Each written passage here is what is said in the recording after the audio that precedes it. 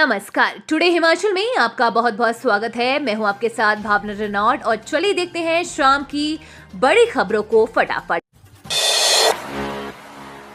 अनुराग ठाकुर को आज मंत्रालय में लिखे आसाद ताजपोशी पर टिकी सबकी नजरें। मोदी 3.0 सरकार में प्रदेश से अनुराग ठाकुर की भी ताजपोशी होने की आस है। लोकसभा चुनाव में लगातार हैट्रिक लगाने से एनडीए मंत्रिमंडल में हिमाचल की दावेदारी मजबूत है। हमीरपुर संसदीय क्षेत्र से लगातार 5वीं बार अनुराग ठाकुर सांसद बने हैं। पूर्व सरकार में केंद्रीय सूचना एवं प्रसारण और युवा सेवाएं एवं खेल विभाग का कार्यभार अनुराग ठाकुर संभाल चुके हैं। ऐसे में संभावना है कि रविवार को एक बार फिर मोदी सरकार में अनुराग ठाकुर को मंत्री बनाकर नवाजा जाएगा।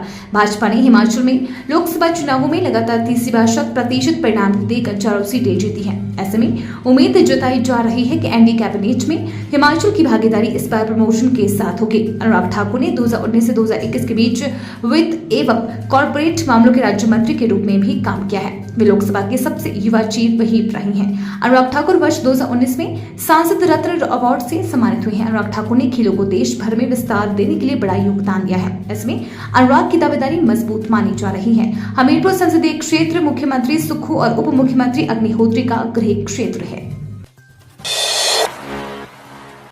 औद्योगिक क्षेत्र बद्दी के कृष्णपुरा में उद्योग में भड़की आग, करोड़ों रुपए का नुकसान। सोलन जिला में औद्योगिक क्षेत्र बद्दी के कृष्णपुरा में एक फॉयल पेपर प्रिंट करने वाली कंपनी में देर रात आग लग गई, जिससे कंपनी की मशीनें तैयार व कच्चा माल जलकर राख हो गया। फिलहाल आग लगने के कारणों का पता नहीं चल पाया है। जानकारी के अनुसार कंपनी में रात करीब 3:30 बजे आग लग गई। घटना की सूचना मिलते ही लीडिंग फायरमैन मसराम अपनी टीम के साथ मौके पर पहुंचे और आग बुझाने का प्रयास किया गया। बद्दी से 3, नालागढ़ से 2 और 1 निजी उद्योगी फायर हाइड्रेंट की मदद से करीब 5 घंटे बाद आग पर काबू पाया गया। इस दौरान फायर ब्रिगेड ने 7 लगते उद्योगों को सुरक्षित बचा लिया। लीडिंग फायरमैन मसराम ने बताया कि आग से उद्योग में रखी करोड़ों रुपए की मशीनरी व सामान जलकर राख हो गया है। न कुआं न ही कोई हैंडपंप। भीषण गर्मी में बूंद बूंद पानी के लिए तरस गए हैं ये ग्रामीण। गर्मी बढ़ते ही जिले के जंगल क्षेत्रों में पेयजल संकट गहरा गया है। कांगड़ा की नंदरूल और ज्वाली की लाहडू पंचायत के बांझ नदी बूंद बूंद के लिए तरस गई है। साथ ही धार्मिक नगरी ज्वालामुखी में भी पीने का पानी न मिलने से लोगों में रोष है। नंदरूल पंचायत के वार्डों में कई दिन से पीने का पानी नहीं आ रहा है। लोग प्राकृतिक स्रोतों का सहारा लेने के लिए मजबूर है। ग्रामीणों ने विभाग को चेतावनी दी है कि अगर जल्द उनकी समस्या का स्थायी समाधान नहीं निकला तो वे एसडीएम कार्यालय कांगड़ा में मटके फोड़ेंगे।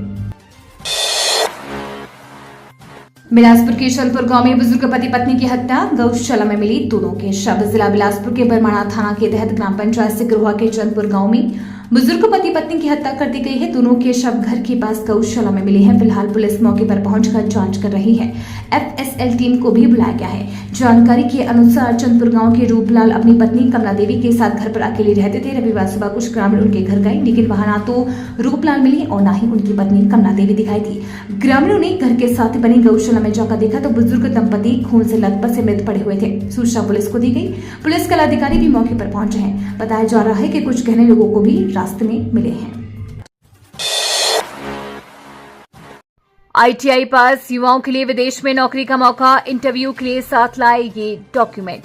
आईटीआई पास युवाओं के लिए विदेश में नौकरी का बेहतरीन अवसर है। राजकीय मॉडल आईटीआई गढ़चमुला में 15 जून को रोजगार मेले का आयोजन किया जाएगा। चयनित युवाओं को संयुक्त अरब अमीरात में रोजगार देने के लिए अशोका लेलैंड कंपनी चयन करेगी। ओवर टाइम, हवाई जहाज का टिकट और अन्य सुविधाएं भी देगी कंपनी।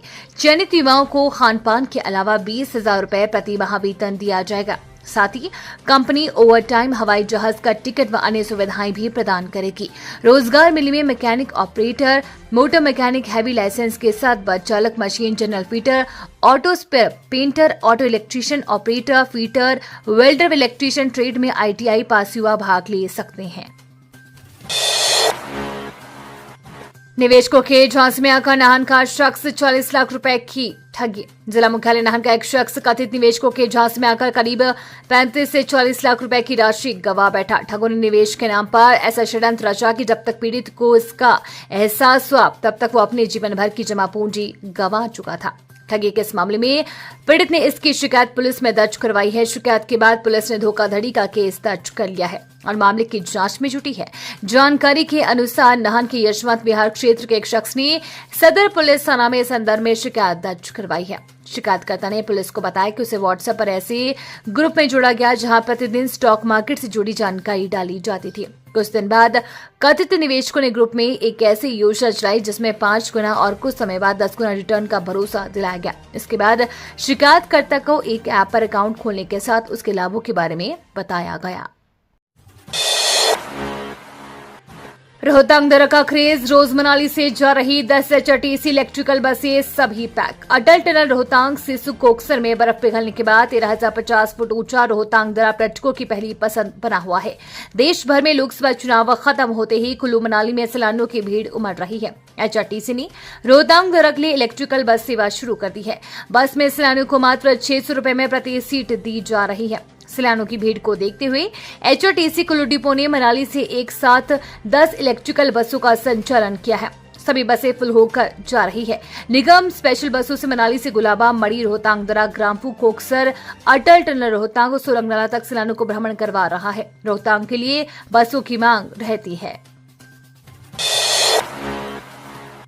हिमाचल में कोरोना काल के बाद पहली बार उछाल पर्यटन, गर्मी से राहत पाने पहुंच रहे सैलानी। हिमाचल प्रदेश में समर टूरिस्ट सीजन के दौरान सैलानियों की संख्या में भारी बढ़ोतरी हुई है। कोरोना काल के बाद पहली बार गर्मियों के सीजन में रिकॉर्ड सैलानी हिमाचल पहुंच रहे हैं। मैदानी राज्यों में पड़ रही भीषण गर्मी से राहत के लिए सैलानी पहाड़ों का रुख कर रहे हैं। लोकसभा चुनाव खत्म होने के बाद सैलानियों की संख्या में इजाफा हो रहा है। मैदानी राज्यों के स्कूल कॉलेजों में इन दिनों गर्मियों की छुट्टियां चल रही है, जिसके चलते सैलानी परिवारों के साथ फैमिली ट्रिप पर हिमाचल पहुंच रहे हैं। सिंगल ट्रिप पर आने वाले टूरिस्टों की संख्या कम है। पर्यटन कारोबार की रफ्तार पकड़ने से कारोबारी खासे उत्साहित है। कोरोना काल के बाद मंदी की मार झेल रहा पर्यटन कारोबार पटरी पर लौट रहा है। वीकेंड के अलावा हफ्ते के अन्य दिनों में भी सैलानियों की संख्या में इजाफा हो रहा है। इस हफ्ते वीकेंड पर शिमला और मनाली सहित अन्य पर्यटन स्थलों पर होटलों के 80 से 90% तक कमरे बुक हैं, जबकि हफ्ते के अन्य दिनों में भी 60 से 70% तक कमरों की बुकिंग चल रही है।